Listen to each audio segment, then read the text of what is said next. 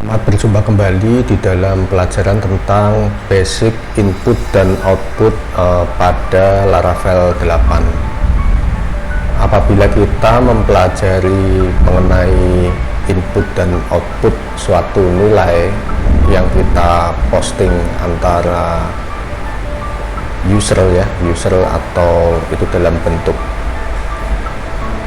yang diposting dari browser ataupun mungkin yang diposting dengan menggunakan suatu service tertentu ya, dengan CURL ya, curl, itu tentunya kita tidak akan lepas dengan yang namanya basic input dan output ya, dengan menggunakan metode post dan get ya, secara umum menggunakan metodenya post dan get. Di dalam Laravel ada fasilitas untuk memproses ataupun mengambil suatu variabel yang dikirim dari user ya, atau itu dari klien maksudnya ya. Klien itu bisa berupa user ataupun bisa berupa suatu service ya. Itu menggunakan kelas yang namanya request ya. Kelas ini sudah disediakan ya, jadi kalau kita membuka di dalam routes ya, kalau kita masuk di dalam routes ya, di sini ada web PHP, ini sudah disediakan suatu kelas yang namanya request ya. Request ini digunakan untuk mengambil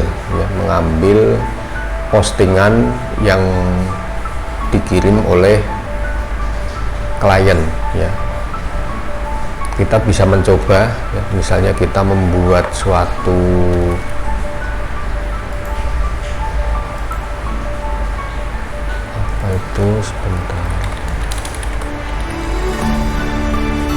kita membuat suatu routing baru ya, misalnya di sini kita membuat get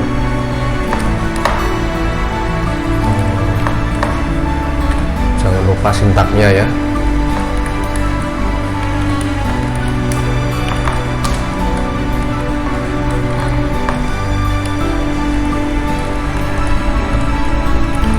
Ini kita bisa membuat sebuah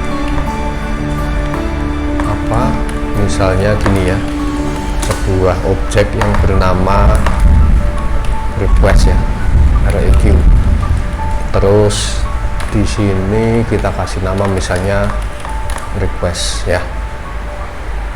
Kita bisa menerima variabel yang dikirimkan dari klien itu dengan mengambil nilai dari objek request. Sebagai contoh, kita bisa melakukan print R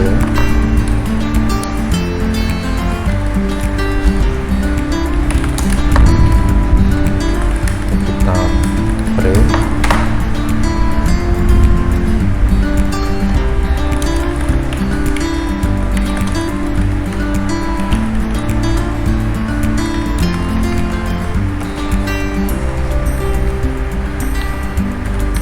ini. Karena saya menjalankan lewat Docker, maka IP-nya juga harus disebutkan ya. Portnya misalnya kita menggunakan standar 80. Sudah digunakan ya. Oke, bisa matikan.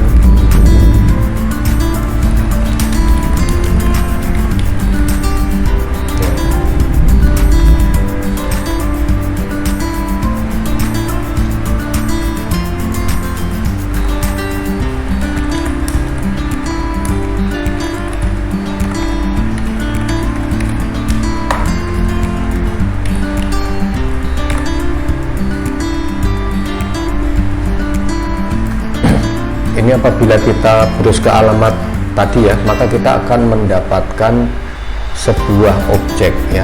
Jadi objek rect tadi ya, yang berasal dari kelas request. Bagaimana caranya kita mengambil, misalnya kita akan mengambil suatu nilai dengan metode get ya, karena ini kan menggunakannya get ya, maka kita bisa menggunakan seperti ini ya. Ini untuk menampilkan semua, jadi semua yang ada itu ditampilkan ya. Misalnya kalau ini posisi kosong, dia akan kosong ya, tapi apabila kita mengirimkan sebuah variabel, kita isi 1 2 3, maka di sini kita akan mendapatkan array ya, array berupa indeksnya seperti ini ya. Kalau kita misalnya ada 2 seperti ini ya. Variabel ini bisa kita ambil dengan berbagai macam cara ya. Kita bisa dengan cara kita ambil array-nya dulu ya, misalnya masukkan sama dengan gini ya, all, maka di sini kita bisa mengambil, masukkan dengan indeks seperti yang ada di sini ya. Misalnya namanya var dan var 2. Di sini kita boleh menggunakan indeks namanya var, misalnya seperti ini. Ini kalau kita refresh ya, ini akan muncul isi dari indeks variabel yang namanya var. Lalu kalau misalnya kita ingin var 2 juga sama ya, misalnya seperti ini. Nah, ini sama ya. Atau bisa juga kita menggunakan sintaks seperti ini ya. Jadi berupa objek dengan propertinya nama ini ya, misalnya seperti ini. Ini juga akan sama ya, kita bisa mengambil nilai objek dari objek rect ya, dengan nama propertiesnya var ya. Kita menggunakan tanda seperti ini.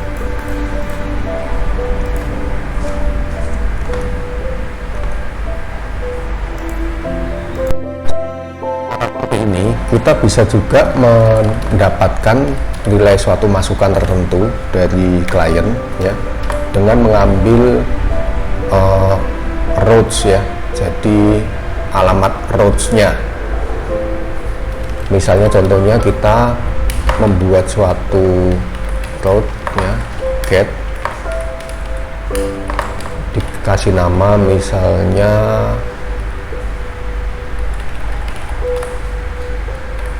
get routes ya. Ini bisa kita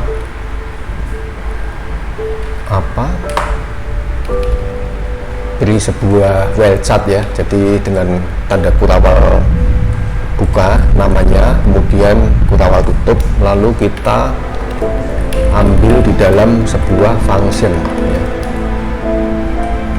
Di dalam sebuah function tentunya nanti di sini kita akan mengenal sebuah variabel yang namanya var ya. Kalau kita echo ya,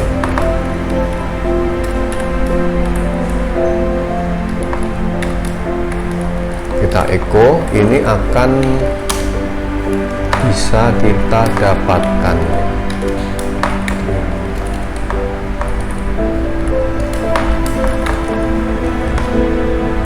tentunya di sini kita menuju ke routing ini ya, routing get routes, terus tes. Nah, maka kita akan mendapatkan nilai dari tes ini ya. Ini kalau kita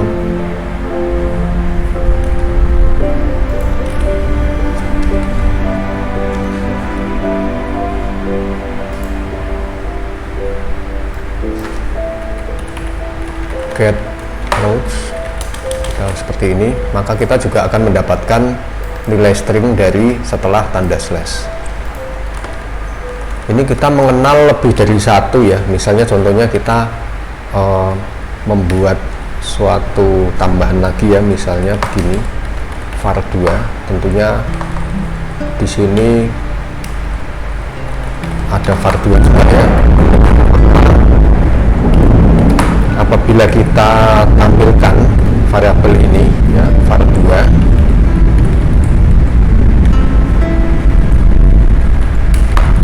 maka kita juga bisa mendapatkan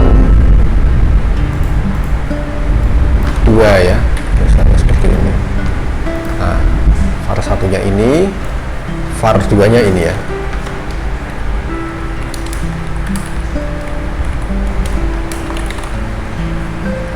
Ya, seperti ini ya.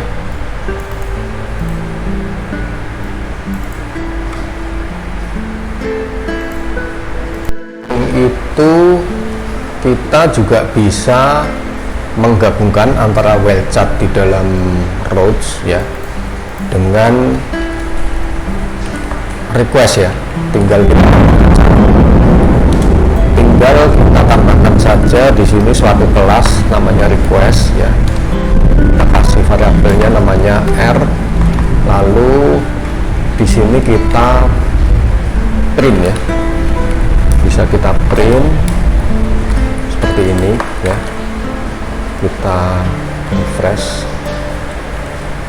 ini get routes ya, get routes, lalu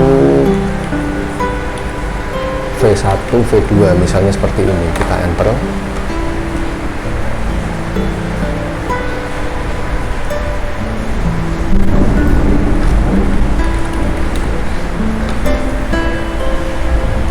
Get routes ya, ini ya, get routes v1 v2. var1 diambil dari slash ini, var2 diambil dari v2 atau setelah ini. Ini adalah sebuah wildcard ya, artinya kita bisa saja menggunakan, misalnya ini tidak menggunakan slash tapi menggunakan pola tertentu, misalnya pembatas ya, seperti ini ya. Ini kita misalnya ya seperti ini ya, maka akan sama ya. Jadi pembatas ini dianggap sebagai wildcard yang ada di sini. Jadi ini adalah merupakan suatu pola wildcard dengan sintak kalau ada kurawal ini dianggap sebagai variabel. Variabel itu akan diambil pada function ya. Jadi di sini akan mengenal suatu variabel yang namanya sama dengan yang ada di sini. Lalu request ini berkaitan dengan get dan post ya. Berkaitan dengan get dan post. Apabila seperti ini, misalnya kita akan memasukkan sebuah variabel ya seperti tadi ya. Ini misalnya nama Amin. Kita enter ya. Amin.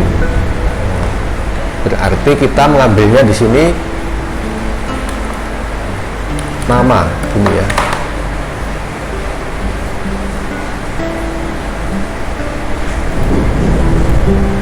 Pembatas nama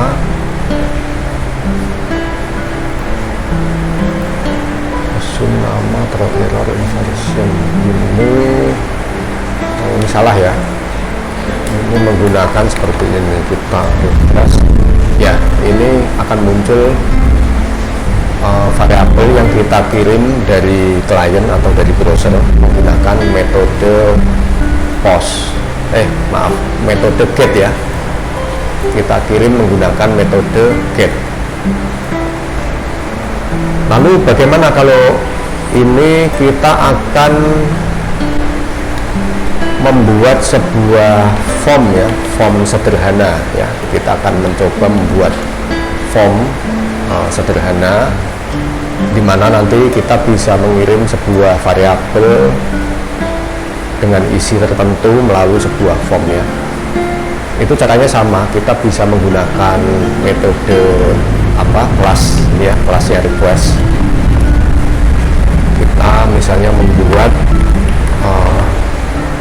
formnya dulu ya, kita buat formnya dulu. Formnya misalnya seperti ini ya, kita function ini. Kebetulan ini saat video ini dibuat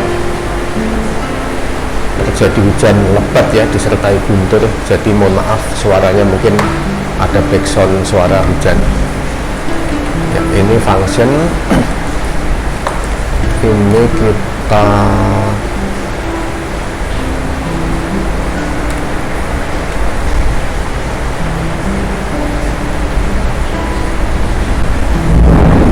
seperti ini ya, kita renderkan ke view saja ya, misalnya return view namanya form 1 ya. Lalu kita mencoba membuat form 1 ya. Jangan lupa letaknya ada di resource ya, ada di resources, lalu ke views. Di sini kita membuat file baru yang namanya form 1.blade.php ya. Ini kita edit ya, form 1 kita edit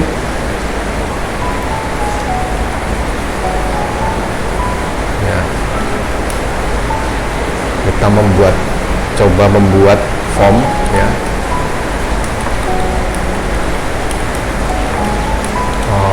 Actionnya kita buat misalnya menuju ke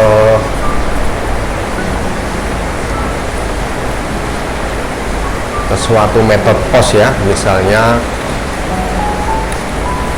namanya get isian ya, rute post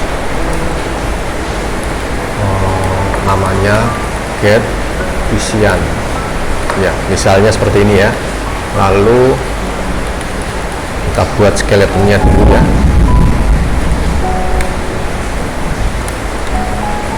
Get isian di sini jangan lupa ya, seperti ini. Lalu kita buat nama ya, input type sama dengan nama ya. Lalu name ya, misalnya seperti ini, input type sama dengan name. Lalu alamat ya, input type sama dengan, maaf ya salah ya, ini input type sama dengan text, name sama dengan name ya, text name sama dengan name, text name sama dengan alamat. Oke, kita harus seperti ini. Tentunya jangan lupa submit gini ya. Ya, ini kita lihat formnya ya. Kita formnya tadi rutenya namanya adalah form 1 ya. Jadi rekan sekalian jangan bingung ya, ini kita mencoba membuat form 1. Ini isinya adalah merender file form 1.blade ya. Ya, ini sebentar ya, form 1.blade.php ya. Lalu form 1.blade.php ini berisi form yang actionnya post menuju ini ya, get isian. Jadi get isian.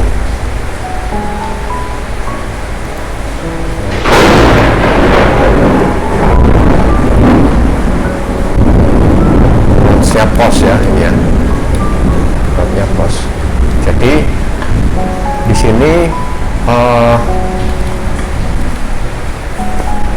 kita bisa menerima isian dari form tersebut ya dengan cara menambahkan kelas request ya, misalnya seperti ini variabelnya ya.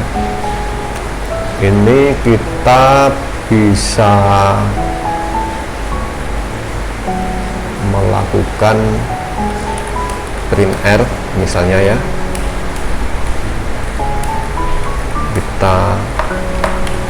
kita print semuanya ya. Ini kita masuk ke form 1 ya. Maaf, ini form ya, namanya bukan form 1 ya, berarti ini form ya. Form ini merender form 1, atau ini kita samakan ya, namanya form 1, merender form 1 gini ya. Maka kita enter, ini akan ada apa, form ya, akan ada form.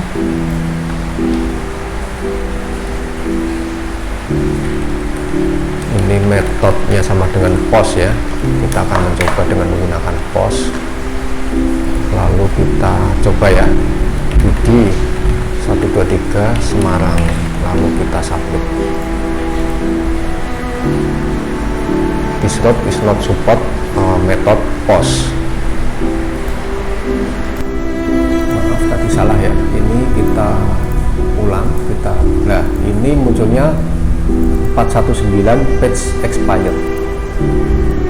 Jadi di dalam semua pemrosesan Laravel ya, secara default itu harus menggunakan CSRF ya. Jadi kita menyertakan sebuah token yang gunanya adalah meningkatkan keamanan ya, atau risiko pengiriman form pengiriman nilai kepada suatu form yang mana itu dikirim dari tempat lain ya, bukan dari apa istilahnya klien yang sah. Nah, maka di sini kita harus menambahkan seperti ini ya, pakai add CSRF. Kita coba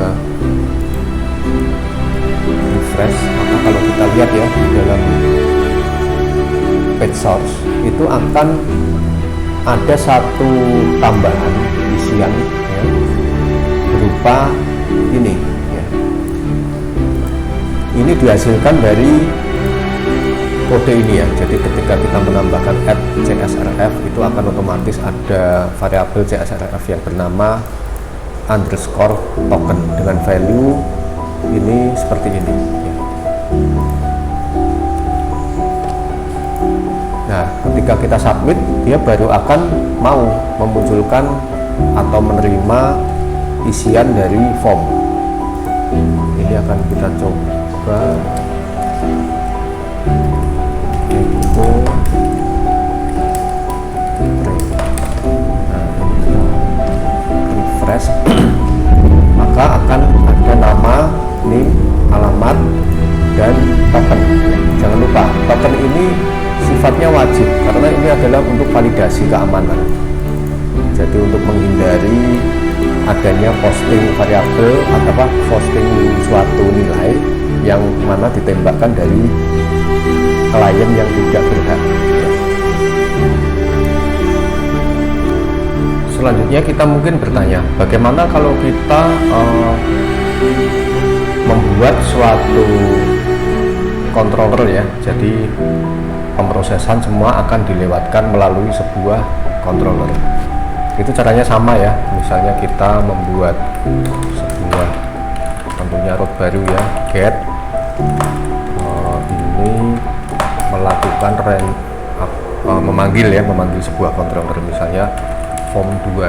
Kita kasih nama form 2, terus jangan lupa sintaknya adalah nama controller ya. Misalnya namanya kita kasih nama form 2 controller class, terus yang di dipanggil adalah index ya, seperti ini ya. Ini formnya ini jangan lupa kita buat form 2 controllernya ini dengan cara kita semua sudah tahu ya, menggunakan PHP Artisan. Ini PHP Artisan make controller ya, namanya tadi form 2 controller. Nah ini akan terbuat sebuah ini ya, sebuah file ya, yang nanti kita siapkan untuk melakukan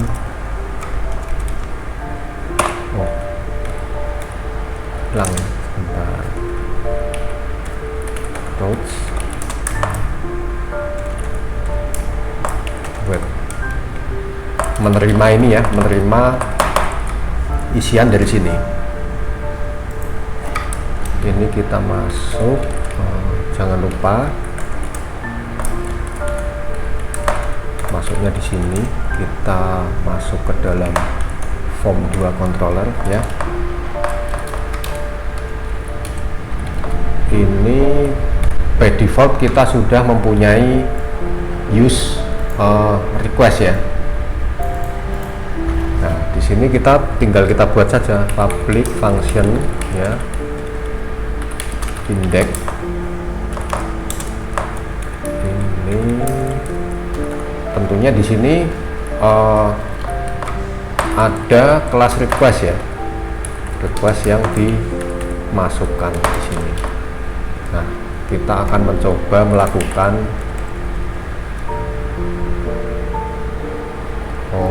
ini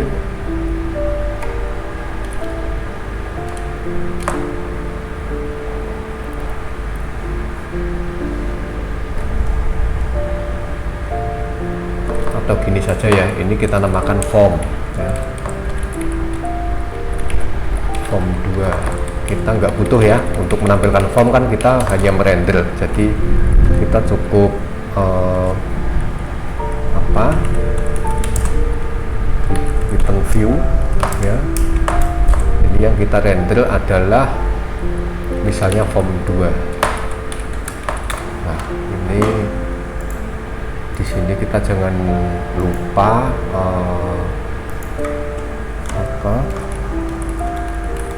di dalam view-nya, resource view ya, kita copy saja ya, form 1 jadi form 2, form 2 ya. Ini actionnya misalnya menujunya ke yang kita buat ya. Ini ada metode get untuk menampilkan form ya. Nanti ada yang digunakan untuk menerima, misalnya get isian 2. Tentunya di sini nanti harus kita siapkan juga ya, get isian 2 dengan metodenya post ya, sama dengan ini, seperti ini ya. Ini get isian 2. Lalu get isian 2 ini melakukan render ya, bukan render, memanggil ya, ini ya, memanggil namanya form 2 controller class ya, dengan fungsinya namanya get isian 2 ya, seperti ini ya. Jangan lupa di sini kita tambahkan use-nya, use app http controllers, namanya form 2 controller ya, ini ya. Jadi kita tambahkan di situ, lalu kita coba kita render dulu ya, kita tampilkan dulu, maksudnya maaf ini. Nah form 2 index does not exist ya. Tadi di sini melakukan fungsinya namanya, bentar ya, ini tulisannya namanya form 2 ya. Jadi di sini juga harus namanya form 2. Nah, seperti ini harus sama. Nah, ini kalau kita lihat page source-nya ya, ini dia menuju ke get isian 2 ya. Jadi get isian 2 ini ada get isian 2 ya, post get isian 2 ini juga sama, dia memanggil form 2 controller, tapi fungsinya adalah get isian 2 ya. Otomatis kalau di situ kita terima di sini ya, kita public function get isian 2 ya. Nah,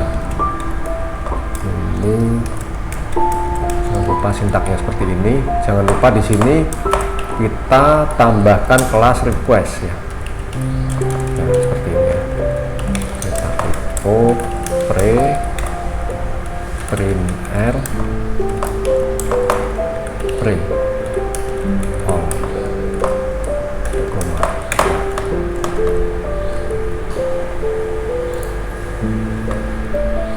Ini kita coba ya, kita refresh.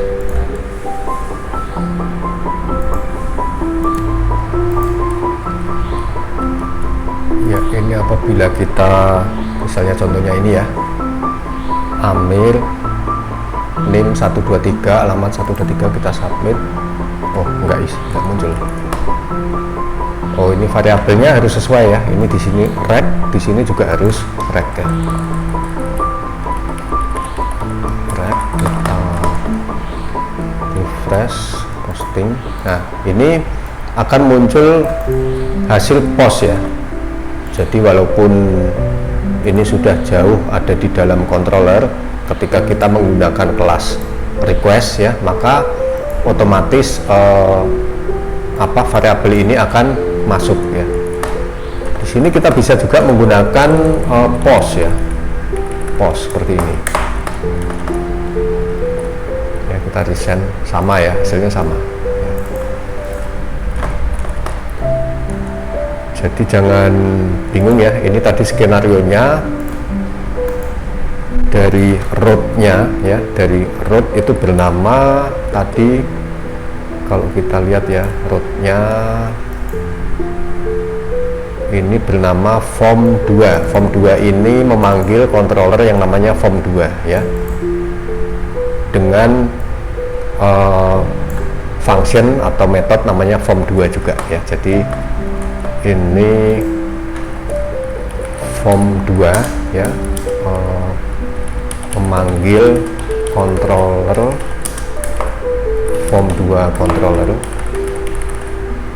metode form 2 ya. Lalu di dalam form 2 ini ya, controller merender view ya. View-nya tadi namanya form 2 ya.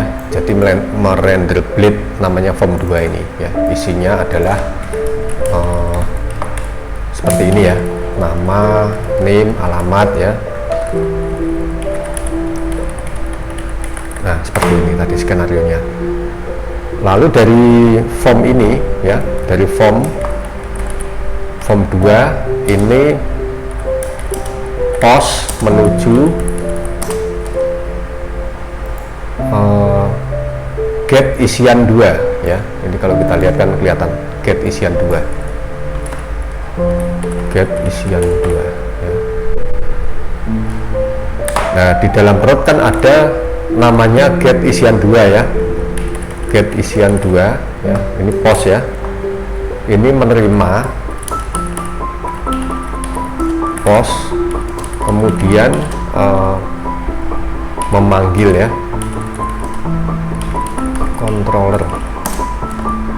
controller yang bernama ini ya, form 2 controller, tapi fungsinya adalah get isian 2 ya.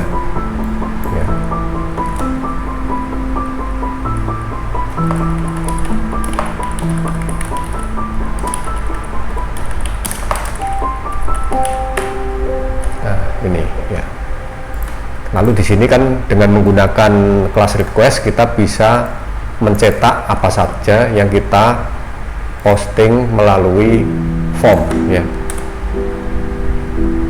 Ini get isian 2 ini metodenya post ya, bukan get. Kalau kita buka seperti ini kan dia metodenya adalah get. Nah, ketika gini hasilnya adalah seperti ini.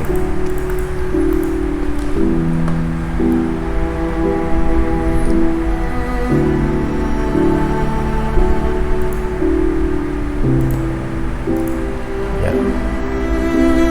Demikian penjelasan kami tentang bagaimana memproses variabel ya I/O di dalam Laravel. Sampai jumpa di tutorial atau pelajaran berikutnya. Terima kasih.